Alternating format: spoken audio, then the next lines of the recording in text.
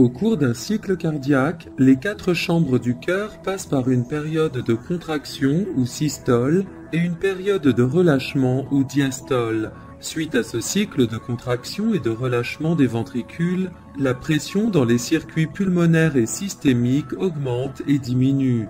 Examinons un cycle complet du côté gauche du cœur. Les pressions et les volumes des chambres peuvent être représentés sur un graphique. Ici, la ligne rouge indique la pression intraventriculaire gauche. La ligne verte indique la pression dans l'aorte, tandis que la bleue montre la pression dans l'oreillette gauche. Nous allons entamer notre examen à la fin d'un cycle cardiaque. À ce stade, les oreillettes et les ventricules sont en diastole et les ventricules sont remplis à environ 70% de sang. Le cycle cardiaque débute par une systole auriculaire. Lorsque l'oreillette gauche se contracte, le sang qui y restait est chassé vers le ventricule gauche. L'oreillette gauche se relâche et la diastole auriculaire commence. Alors que l'oreillette gauche se relâche, le ventricule gauche se contracte et la systole ventriculaire débute.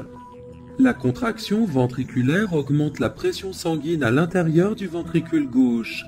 Lorsque la pression ventriculaire gauche devient supérieure à la pression de l'oreillette gauche, la valve bicuspide se referme pour empêcher le reflux du sang dans l'oreillette. La pression ventriculaire continue d'augmenter jusqu'à dépasser la pression dans l'aorte. Ici, la valve aortique semi-lunaire s'ouvre sous l'effet de la pression et le sang s'échappe dans l'aorte. Une fois que le ventricule gauche termine sa phase de contraction, il entre en phase de diastole ventriculaire. La pression dans le ventricule chute rapidement. Lorsqu'elle devient inférieure à la pression de l'aorte, la valve semi-lunaire se referme et empêche le reflux. L'oreillette gauche demeure en diastole tout au long de la systole ventriculaire et pendant une bonne partie de la diastole ventriculaire.